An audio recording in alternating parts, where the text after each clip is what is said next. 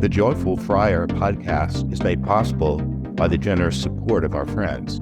To support the podcast, please visit nathan-castle.com and donate today. Hello and welcome to this episode of the Joyful Friar podcast. I'm Father Nathan Castle, your host. And today we're going to have a lot of fun with one of my friends from IANDS, the International Association for Near-Death Studies. That would be Kimberly Clark Sharp. I'm going to introduce her as someone who I know has said publicly that she doesn't know how to add, subtract, multiply, or divide. Neither can she parallel park, and she can't carry a tune in a bucket. But she has lots of competencies, and we'll talk about those today. And I'm so happy to have you here. You're such a bright spot. We were together at the convention in Phoenix only, maybe a little more than a month ago now. Yeah, not much more. Yeah, just about that. So welcome to our little podcast. Thank you for being here. Well, thank you for the invitation. Sure. I think of you as somebody that came along right as this near-death phenomenon was beginning to be a thing. And you had one before they were popular. And didn't so you were cutting edge even as a very young woman. Who knew? Yeah, exactly. So I know that you must have told this story hundreds of times, but would you tell it for an audience that hasn't heard it? Oh, well, yes. Thank you. Yeah. I am from Kansas. Yes. Which is a good place to be from. Yeah. And I was a student at Kansas State University. What was the degree that you were studying for there? My undergrad degree was in family and child development with a minor in special education. So my career goal was to be a preschool teacher for special needs children. Mm-hmm. That was my goal. It wasn't achieved, but that's what I headed out to do. I wound up at a very different end of the spectrum of what we call life. But before then, I was having a life, sheltered, I'd like to say privileged. I hated change, in addition to all of the things that you've just said about parallel parking and singing and all that. It all plays into what we now call a near-death experience. But my father, who I was with at the Department of Motor Vehicles in Shawnee Mission, Kansas. So I've got a bunch of jokes about, you saw my driver's license picture, you too would almost die. But I was with my dad, and I don't have his side of the story. I don't have. How old were you when this happened? I had just turned 22. Okay. In years on the earth, not in maturity or exposure to anything outside of basically the Midwest. I mean, Lutheran, did I mention I hated change? I mean, I was in place. I hated change so much, Father, that I was thinking I would marry a boy I'd known since the 7th grade because his last name was Clark, and that was my last name. And then I wouldn't even have to change the monograms on the towels. Wouldn't that be convenient? Yeah, so I was, in my permanent place, I thought. So with my dad at the Department of Motor Vehicles, apparently I did everything correctly. I do not remember. And we were leaving the building, and then I collapsed and fell into and through his arms, hit the sidewalk because we were just leaving the building. And a uniformed nurse was passing by, and she ran over and decided I didn't have a pulse and I wasn't breathing. So this predates 911. Mm-hmm. So 2 calls were made, one to the Shawnee Mission Volunteer Fire Department, and then one to a hospital in Kansas City, Missouri, which was actually the closest medical facility to handle someone not breathing nor having a pulse. And Shawnee Mission is a Kansas City suburb, isn't it? Yes, yeah, it is. Mhm. Going southwest, yeah, far eastern Kansas. Mhm. So it's only about ambulance speed, probably 20 minutes from the hospital to my body. But the fire department arrived first. According to my dad, they had brand new packaging on a portable ventilator, which they applied. And that's a seal around one's face and nose. Mhm. And they flicked on the switch. Well, this particular ventilator, I believe it was called the Anderson, had two features. One is, of course, to ventilate, which we all like, but the other is to vacuum because sometimes objects get lodged in an airway, so resuscitation isn't possible. It was on vacuum mode, unknown. And again, according to my dad, the firefighters knew immediately what had happened because it was just like, um, I just had the life sucked out of me. How's that? So like they had the machine on backwards then. Yeah, on a, You yeah, need what they were doing. You needed its opposite. yeah, but it was new packaging. So really, my dad said they were like opening really new packaging and slapping this on. So it Yeah. hadn't even been tested out. Um, it didn't work. So at one point, then a firefighter turned to my dad, according to my father, and said, "I'm sorry, there's nothing more we can do," which is firefighter talk for "there's nothing more we can do." I mean, That's what they say. There's nothing yeah. more you can do. Exactly. So, but then a man came out of, now there's, I guess, quite a crowd around the body, but a man came forward, pushing everyone aside, plucking off the firefighters, and did what we now call citizen CPR with mouth to mouth, which, by the way, you don't have to do anymore, and chest compressions. And then he gave up and used a lot of swear words, according to my dad. Yeah, And so we figured he was not from Kansas because no one in Kansas swears, of course. certainly not. Yeah. And then I that's where I think his memory dribbles off, but I will share my memory. It's less traumatic. For my dad, this was trauma. I'm sure. His firstborn and What prompted it to begin with? Did you ever find out? not exactly. I pulled my medical record. So I wrote this book called After the Light. Yeah, And I decided to pull my medical records from the hospital because I didn't want someone else doing it and then possibly embarrassing me with information I didn't have. yeah. So got the medical records, and according to my ER report, emergency room report, the problem was and I'm quoting exactly, the snafu with a ventilator. And I thought, I died of a snafu. It was Yes. like, cause of death, snafu. There's So probably no other gravestone in the cemetery that says that. exactly. And I wouldn't mind it, but I prefer living. Yeah. And you have Um, for more than 50 years. So oh whatever happened, yeah, they didn't stop. yeah, yeah, amazingly. So I again, I don't remember my dad's perspective, but my perspective was um, I could hear a woman's voice to my left saying, "I'm not getting a pulse, I'm not getting a pulse." And I turned to her and said the obvious, of course you're getting a pulse as I'm talking. It was like almost snarky. And she ignored me. So I don't know. I have no memory of how I got from that point to the next. But immediately I found myself in a place where it was warm and foggy and lovely. And I felt like I was waiting for something for which I had a ticket, like I was at the gate at the airport and had my boarding pass, just waiting to get on the plane. Yeah. And I knew I wasn't alone, but I couldn't see who else I was with because of the darn fog. And then blasting away that and everything else, in my perspective, is what I would call God. Mhm. But there's no language that I've come across that captures this.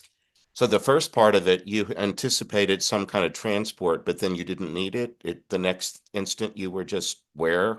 You in were the light. So right. what happened is You that didn't have to go through a tunnel. You didn't have to travel then. no, No. no, I didn't travel at all. Actually, kind of ever. This light exploded underneath me with such power that there are no words. There just simply aren't words. But I knew I like to say my creator, Yes. uh, because three little letters, God, again, just doesn't cut it. But I said in the presence of this loving, magnificent light that, by the way, was personal love. It was like, "Oh, I'm the only one God loves." I mean, that's how it felt. It was Mhm. that kind of Yes. a drilling of love. It was so amazing. And I said the words homey home, which I later learned from my parents. I used to say when I was learning language, and we'd be away from the house, driving back in the neighborhood, and I go homey home, because I recognize landscape Yeah. or other houses or whatever. So in the presence of what we call God, I said homey home. And that sticks for me. I stuck the landing, as they say in gymnastics, because I was. But at the same time, as I was thinking, oh, I'm back, I was looking at this light radiate out in every direction. And the question is big right now. How could I see anything? Yeah. I've never been able to answer that question, but I was looking at stuff, Were you but thinking that, and was that a question in your mind at the time? nope, No? I had no questions. Everything was like, oh yeah, this is, yeah, oh yeah. It was like being reminded of things, not being taught things exactly. And I somehow knew that I was beholding eternity. Hmm. And again, no words. But at the same time, this light was layering on itself again endlessly. And I somehow knew, oh, those are dimensions. So God's creation is beyond our remote possibility to understand. I don't know how to grasp eternity. I don't know how to grasp dimensions. We live in a third dimensional existence, so I can, like hold up a pen, but um, it was wonderful. And then I asked questions that any fool would ask, probably, like, you know, why are we born? And the answer was that we pretty much banged on the door for this. We really insisted on this existence. And by the way, though, for someone who can't sing or play a musical instrument or add and subtract, multiply or divide, the communication was perfect, but it was in math and music. Oh, It that's was fun. not in a language that is spoken. It was perfect. And interestingly, there's been a lot of brain studies since then. It seems that the spot in our brain that understands math and music is the exact same spot until about age 10. Hmm. So we were created perfectly. Uh-huh. We're able to receive certain things in the toolbox that we've been given called our body and our brain. But there's so much more going on than that. Anyway, I digress. Um, so the questions I got back were more like, what about? And then the answers were like head smacking, like, oh yeah, oh yeah. It was a refresher course, Father. I don't know how to better explain it. But then I was told what I didn't want to hear, which is you have to go back. Don't you hate it when that happens? I So just, many NDEers have that experience and they say, oh no, I don't want to go back. yeah, yeah. Let me tell you, and I can whine with the best of them. I bet. Want me to pray for anybody? I'm a whiner, and it annoys God so much. I think He just answers my prayers to get rid of me. All right. So I was sent back, but then I missed my body by about the same distance that I couldn't parallel park. By the way, I didn't leave with, I flunked my driver's test that day They because of have cars parallel. now that you can buy that do that all on their own. I'm looking forward. Don't Right. have one, but the future is mine if I can. It's now. Yeah. I would like that. Also to park my body, which was unparked. And I could see, again, the eyeballs were in the body, but I could see what I recognize as myself. Um, And then I Are you saw saying that it was hard to get back in? I missed my body. It wasn't that it was hard. It was like not happening. Uh-huh. It just was, I landed wrong. Well, But I saw a man I didn't recognize bend over and put his mouth against my body's mouth. And that was what my dad calls a Good Samaritan. For the rest of my father's life, this stranger that came up and tried to help, my dad calls a Good Samaritan. uh-huh. When his mouth touched mine, I went back into my body, but through him and then in. And Oh, going through him, I knew so much about this guy emotionally anyway. And um, I realized upon reflection that he was responding in a form of love called compassion. But compassion is a very strong aspect of love. And I had just been with the greatest love of all. So, duh, I'm going to be attracted to it in any form. And yes. that's what happened. So, in my body, and this is one of those on and on near-death experiences. And I'm probably taking too much time telling you, but it wasn't over because then the whining started. I was back in my body. It was dark and dank. I hated it. I wanted homie home. And I was not happy. By the time you regained consciousness inside the body, you were in the emergency room or in. Yeah, I think I was, but I'm just trying to piece together things and have for a long time because my dad said that things went sour, quote unquote, in the emergency room. Uh-huh.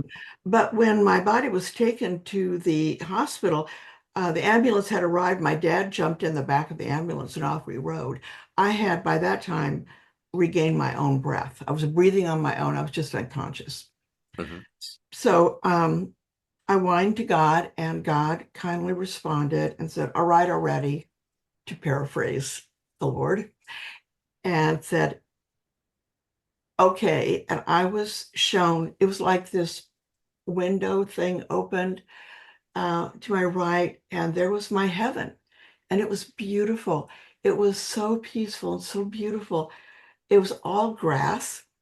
I have a grass heaven, go figure, with, a little fence off in the distance, some low shrubs, and it, to me, again, upon reflection, looked like a Kentucky calendar photo. Oh, But when skeptics say, "Oh, people get what, they expect," I have yet to visit the state of Kentucky. I have never been there.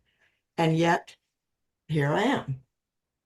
So I was also told that if I went through that portal or whatever, that was my boundary. I'm giving God words. Again, math and music stuff, yeah. not, Yeah, I understand. and that was my boundary. There'd be no coming back. So it was like, sayonara, sweetheart, I'm off.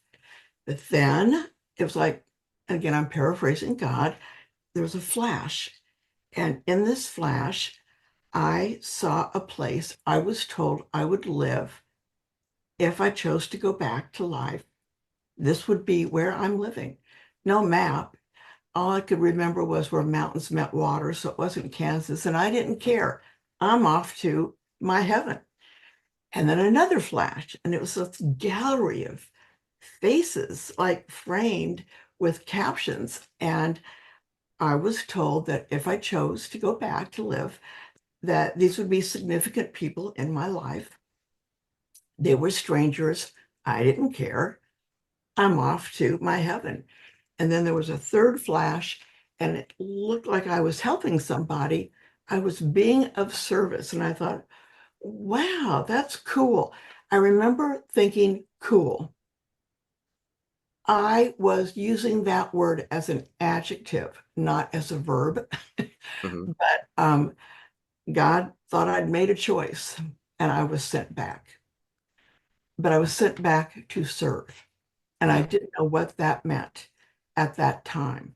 Well, your academic pursuits at the time were about service, even though your career didn't go according to what you thought it was going to Yeah, be. going to Hoyle. Yeah, yeah. But I Being hadn't thought service. about it. I really grew up in financial comfort. Being of service was, you know, I would get service. Giving it, it wasn't that I was particularly selfish, but it just didn't occur to me. I mean, it was just a non-thought. But in fact, I did survive. I hate to give away the ending of a good book, but she lived. But All right, your secret's safe with me. Don't anybody tell. yeah, don't tell. So I had to find where mountains met water and who are these people and what the heck service. So I did finally get a license. I recovered. Duh. Oh, the original reason for me collapsing was thought to be either a simple faint, then my blood pressure bottomed out, or a cardiac event, which I haven't had either one since. So the ventilator, the diagnosis was suffocation. I died of suffocation, basically. It's called epithelial emphysema to be exact, but usually fatal. But anyway, again, she lives. Yeah. So I mentioned hating change, and Father, I have told you this story, and we're looking at Toto 2 behind you, but I consider myself Dorothy, as in the Wizard of Oz, I because know. And we talked a little bit about that when we were together physically. And I think we still have unfinished business there. we do. So I'm out of Kansas. Um, I happen to have a hamster named Toto, who I kept in a bird cage. I got a Volkswagen, that's what I was driving. Decided to head out, who knows where, Toto and me. But I mentioned I hated change, and I can't underscore that enough. So my first interaction with God again, for lack of a better word, was leaving town because I approached I-70, which at the time was a toll east-west, and the full weight of my decision was upon me. And I was scared. I was so scared. So I began to cry. And then I began to whine again, I don't want to change. I hate change. And then approaching the toll booth, there was this big sign that said, change needed. It's like, oh, funny. So did you go through the change needed line? I did. Oh, there you go. I did. But then wound up going west because there's mountains Yeah. and had a tornado outside of Hayes, Kansas. We're back to the Dorothy thing. Yeah. Eventually, on that yellow brick road called America's Interstate Highway System, I wound up in Seattle, Washington, where I remain to this day. And Seattle then is called the Emerald City. Yes, that's true. Ta-da! Yeah. That's my story. Oh, that's a wonderful story. One of the things that is that that's fascinating to me. I this is my second anniversary of my podcast is this week, and I'd never Happy listened to birthday. podcasts even before. But when I started a podcast and had almost no audience, all the kind of luminaries in the field, Eben Alexander and Raymond Moody and stuff, they all said yes right away to being on with this little tiny thing.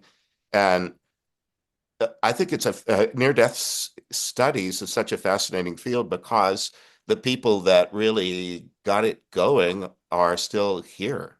Mm-hmm. Raymond Moody wrote Life After Life in, I think, 76, was it? 75 or 70, 7? well, I know that it was out by 77. I remember reading it in I've heard college. of it, but I know it was out by then. Yeah, I graduated college in 78 and I think I read it as a sophomore. So I think it was like 76. Yeah, But you had one before there was a name for it. exactly. No map, no name, headed into wherever God was going to send me, but I've never been alone. I have been, again, this is like so ego-based, but I do feel like God loves me so much. I don't mean that it's not ego-based, but you know what I mean. I, I have never applied for a job. I never applied for graduate school at the University of Washington, yet I've had a storied career. But every opportunity that I was presented in terms of employment was just my line is that I live on the automatic door opener at the grocery store. The doors would open. I Yeah. was asked to apply for jobs. I was asked to apply for graduate school. I didn't pay a dime for 2 years. I had wonderful, those kids got kicked to the curb. By the time I was out of graduate school, I was working at Harborview Medical Center, which is a trauma center that still serves 1/4 of the geography of the United States. It's a big honking place.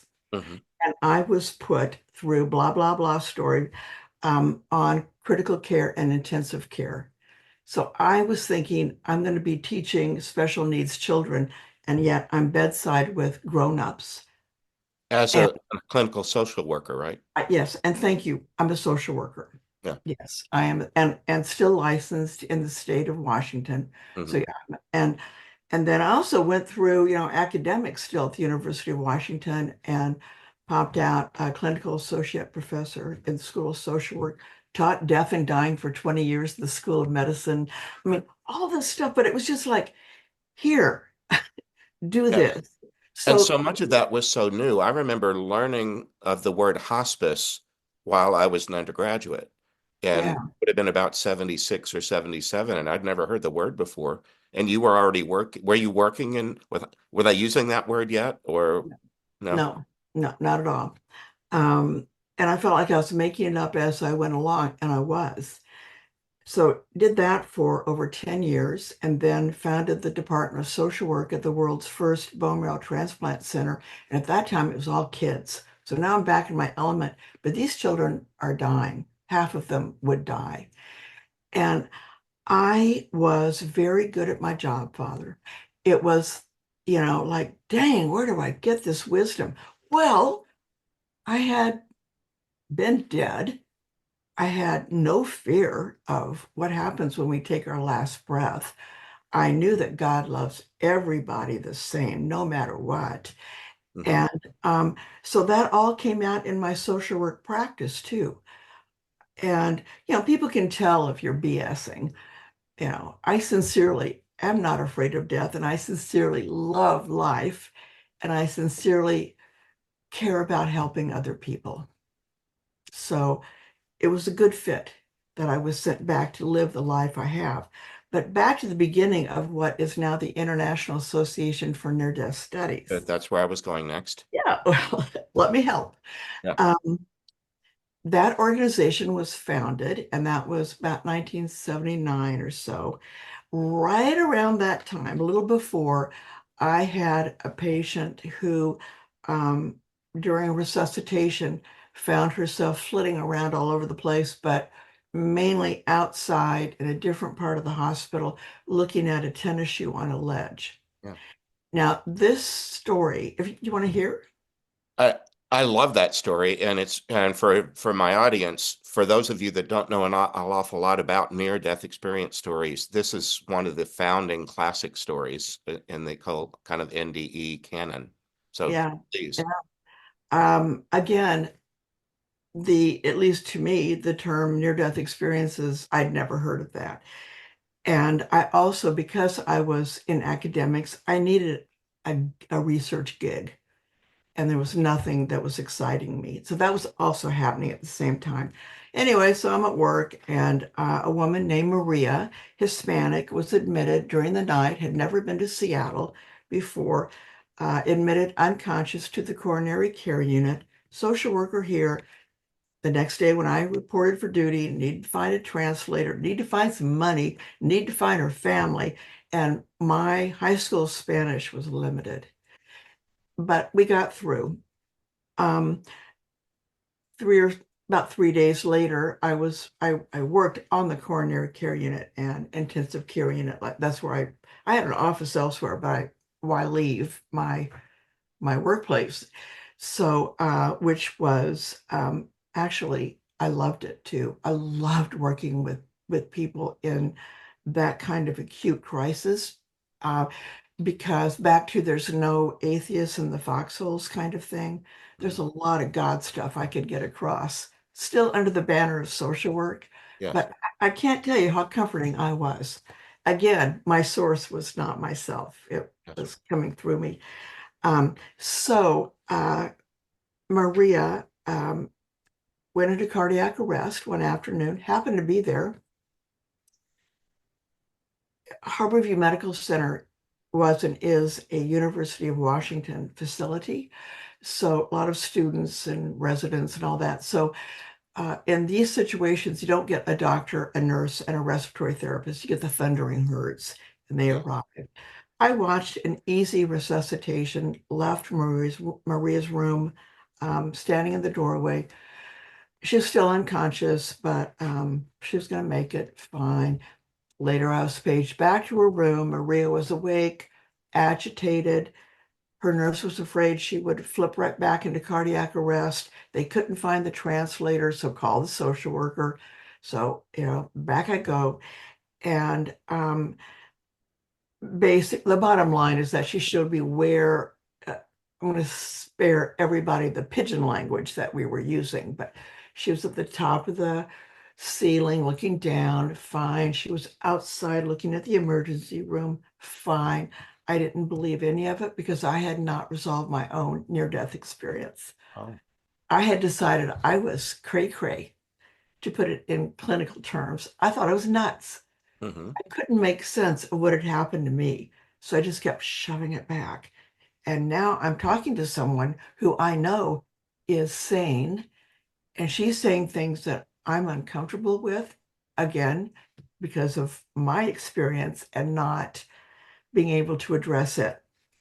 Then she said she was distracted further by a tennis shoe on a ledge. She didn't know where she was, but it was outside. It was like a dark blue. There was a white lace that went under the heel, and the little toe was scuffed. Should I get it confused with all the other tennis shoes that might be on a ledge outside of this enormous facility? Yeah. So it took me a while, but I did find it. And then I went back to her room, and then I don't know what I was thinking, but I had the shoe behind my back and said, "Can you tell me about the inside of the shoe?" Well, she couldn't. And then I produced it, and I was like, "Viva Zapata!" It was the shoe. So Maria was hospitalized for 3 weeks. That shoe sat there like the Shroud of Turin, and word got out. This woman, well witnessed resuscitation. I mean, by the people who did the resuscitating. Uh, she was not conscious. She was undergoing manual resuscitation, yet she was flitting around having a good time. So the story spread mainly with the nursing staff, and then I got asked to share this with other nurses, and it just exploded eventually, Mm-hmm. and remains airtight. Over the decades, so many skeptics have come at me. It's at a point where whatever, I mean, it happened. Is that shoe in the Smithsonian now? It should be, but I think it's in my garage. It's probably worth a small fortune. Could be, but Where did that story first find its way into print? there have been variations that aren't factually based. It's becoming more of an urban legend Yeah. now. So thank you for the opportunity to be the horse's mouth while I'm still alive on the planet. I am not sure, but Raymond Moody picked it up. I thought it was in Life After Life, isn't it? Yeah, well, he's the one who began then. He was very excited to promote me, as did the researchers of what we now know is the International Association for Near-Death Studies. This was so concrete. And Maria, when she was discharged, did give me the shoe. And this was not fly by night either, by the way. I followed that woman for 3 years in cardiology clinic. I mean, Mm-hmm. this was a person in my life.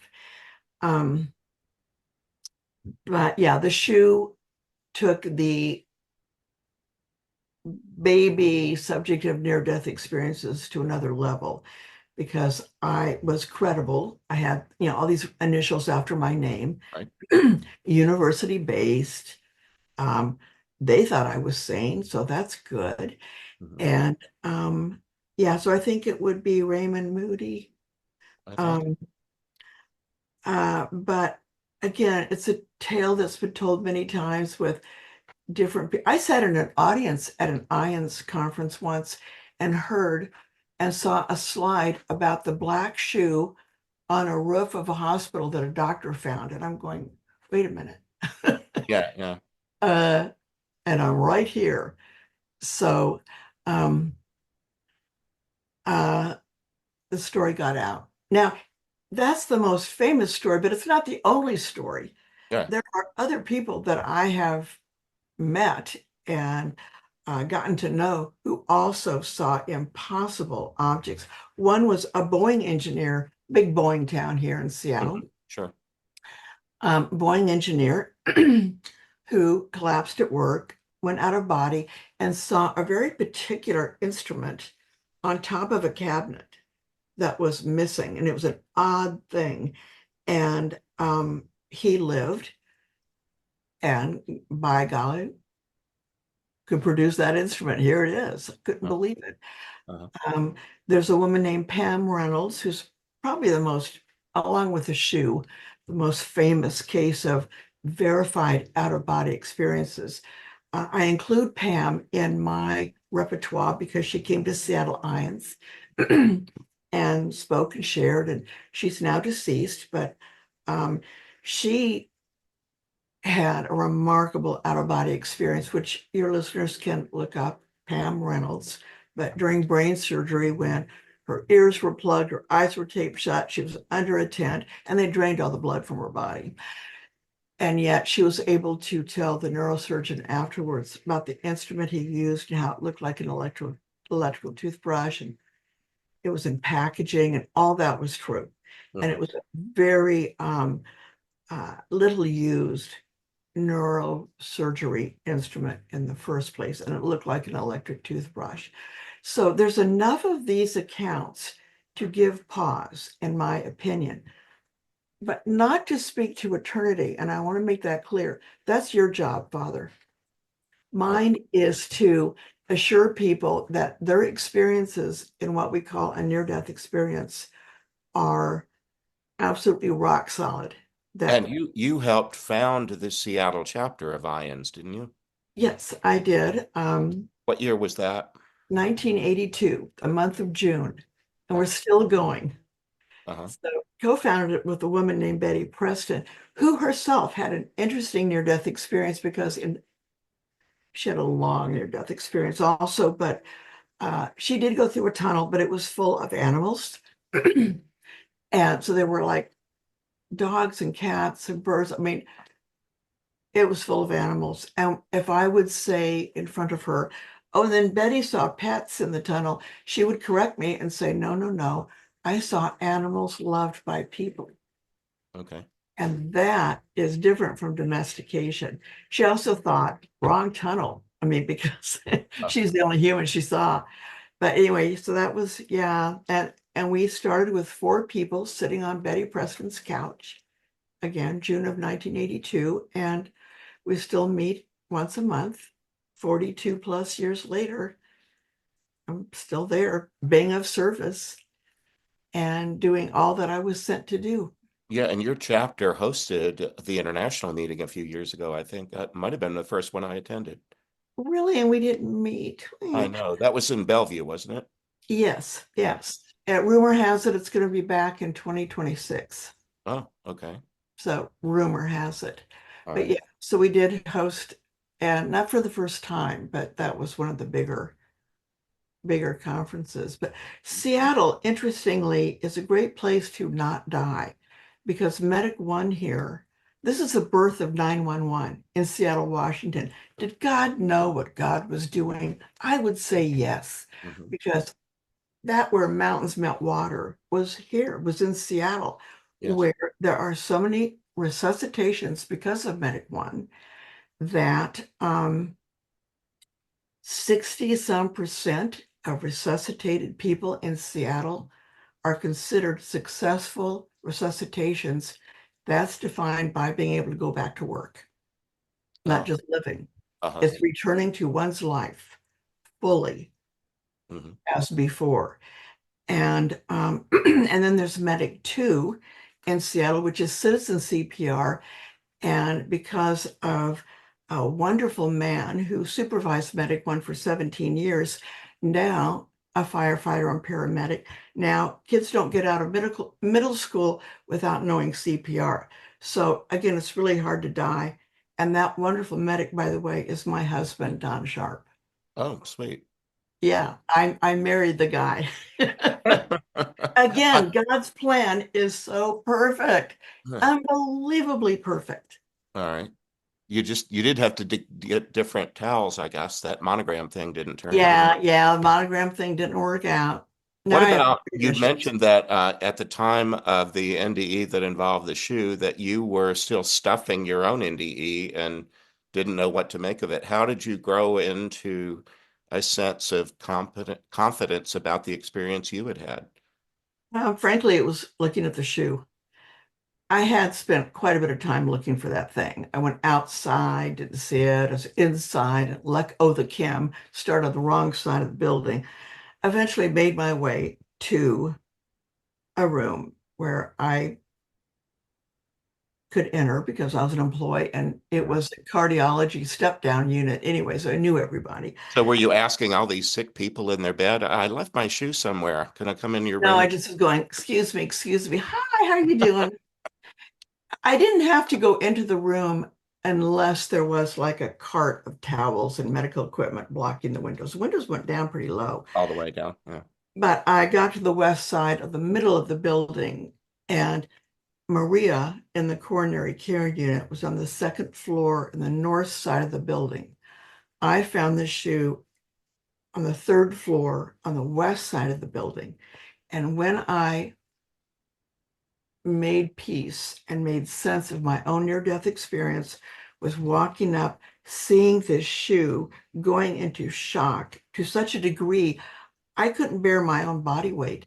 And I bonked my head against the glass.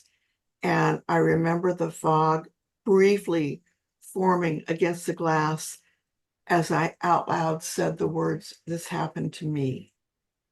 And my head, I mean, that this happened to me was all it took. All the pieces fell into place All right. because I knew she wasn't crazy. And then I began to ask people, my patients, Yeah. thereafter who were resuscitated, what do you remember during your resuscitation? And for 2 months, I got crickets. Like, I don't know what you're talking about. Uh-huh. But then I scored, and I've been scoring ever since. I see. And did you start writing them down or recording them or something? Yes, because I also was very excited about something that looked like research. And in fact, it was. And Yeah. that was what I researched and published. And it became my field. And the groups that are now international actually came out of my noggin as well, along with a fellow by the name of Dr. Kenneth Ring, Yes. who was being besieged by near-death experiencers at the University of Connecticut. And, he had a job, he had a family and a wife. I mean, he couldn't deal with it all. Yeah. So when we met, we just came up with the idea of groups. He had the idea of carving up the nation into sections of able supervisors. So I was like the Pacific Northwest / West Coast. Mm-hmm. But that wasn't enough for people. It wasn't enough for IANDS to send people to a regional NDE. Again, I'm a social worker. A social worker sees a need and fills it. May not get paid for it, but sees a need and fills it. That's what we do. Mm-hmm. So groups seem to be the way to go. I already had groups going at Harborview on the subject, and with my own patients. So that's Seattle IANDS. We stuck a flag in Betty Preston's couch and went, "We are here." The next meeting was 25 people, and it went on like that for decades without advertising, just word of mouth. And the group grew and grew. And it has been said a number of years ago that about 10,000 people have come through the door. Yes. Not different people, the same ones coming back, but we have sign-in sheets. So, but then if you think about over 42 years, that's not so astonishing. It's a big number, but Well, IANDS is what, like 40 years old, something like that, formally? oh no, more than that. More than that, more like, would you say 50? I would say 47. Okay.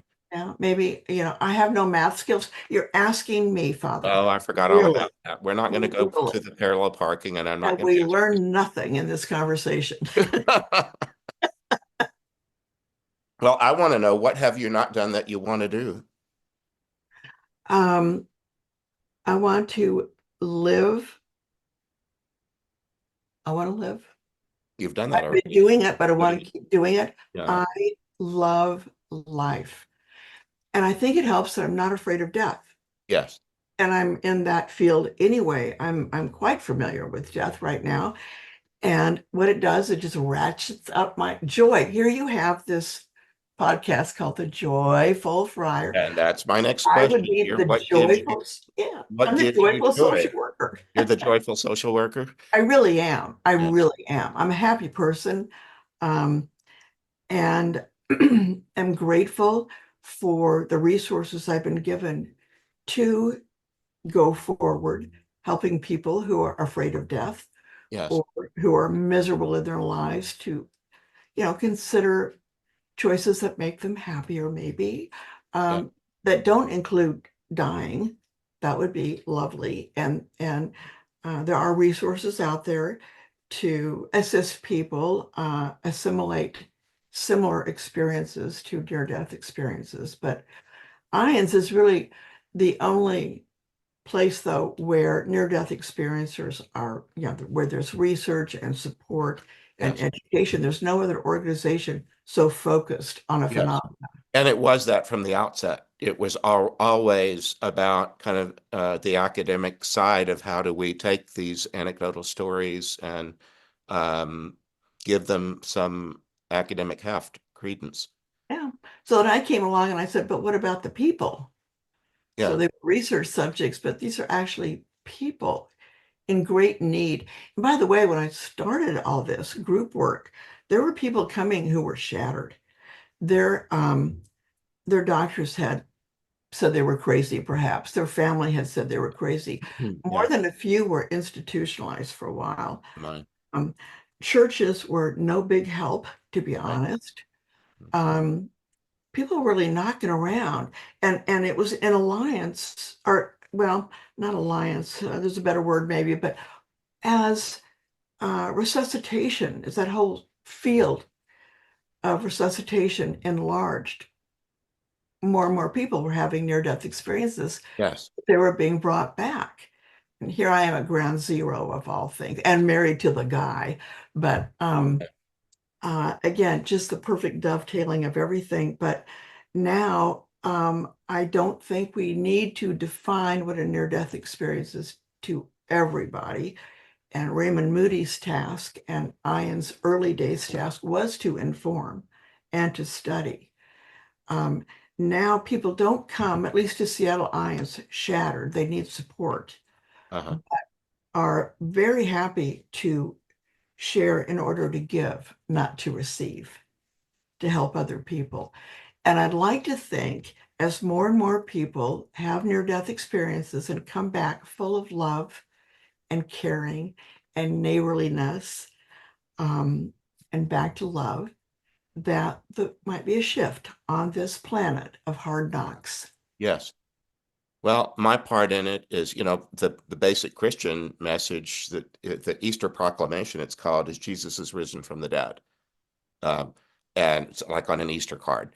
And the good news is he's not the one in a million. He's the template. He's the one showing us that you're made of the same stuff. All of us are that. Absolutely. And speaking of Jesus, there's a whole nother show. I have a lot of Jesus stories, by Well, the maybe way. you'd come back if I asked you politely. You can ask politely. I have held forth in more than one Catholic church, by the way, because it does resonate. Yes. Now, there are a lot of Jesus stories, and go figure, the church loves Jesus. So it's a nice handshake agreement I have Sure, sure. with the church. Maybe we collaborate on some Dorothy Gale NDE stuff. She gets hit in the head. Oh, She drops down onto the bed. She spins through a tunnel-like thing. We must be up inside the cyclone. And then lands in this other place and meets helpers and a nemesis. I work with this material all the time. And then, of course, when she does land back in her bed in Kansas, Uncle Henry says, well, I thought for a minute there we were going to lose her. There, Dorothy. It was only a dream. Yes, Or stop the it. other thing, yeah. We- Yeah, but we know Dorothy had herself an experience. And even Oz itself, when she opens the door and it's in color, yes, even for moviegoers in 1939, when that film came out, that was astonishing. it was. Yes, they'd never seen Technicolor before. Well, I'm going to be going to Branson, Missouri, the week before Thanksgiving to do a Dorothy Gale NDE retreat Really? in Branson. But I pitched it to the pastor there, who's a friend of mine, because on Thanksgiving Day, Wicked premieres in theaters, and there'll be a big commercial buildup to that. So the Oz story is going to be topical yet again because of the Wicked. Yay. So anyway, that's coming up for me. I'm working on that right now. You must keep me informed because I really am interested. I mean, I really, really am. All right, good. Oh, Well, that's another conversation for us to have, but it's time to end this one. So do you have some parting words or, kind of stuff about how do people reach you if they want to engage you or your materials? oh yeah, there's that. Well, my email address is KIMNDE, wink, wink, at AOL.com. And don't judge me. I'm the last person on AOL, but there you go. All right. So I can be reached. But I get a lot of emails, so patience is required. Yeah. And I also want to underscore for viewers before we say bye-bye, again, how much we are loved. God loves us so much. Amen. It's ridiculous how much. And I hope that anyone listening can go forward with that knowledge palpably felt All by right. all. And God bless us one and all, to quote Tiny Tim. Okay. Amen. Well, that's clearly from the heart. Yeah. Well, it's been delightful to have you on the show. Thank you for saying yes to being with me and with this audience today. So, and let's do this again. All right. I appreciate it. Thank you so Okay. much. All right. So thank you to all of you who chose to spend time with us today. Remember that you can reach me if you want to through my website, which is nathan-castle.com. I too try to keep up with the email, and we'll try to reply promptly if you have a question that I can help with. If I do ask that if you're asking about the work that I do with the souls, that you read at least one of the books before you ask me a question about them, because the conversation that will happen later would be that much more rich. So, but anyway, remember too that I'm praying for you and for those you love. All right. So long for now. This is Father Nathan Castle. Thank you for being with us today on The Joyful Friar. I hope you enjoyed this episode of The Joyful Friar.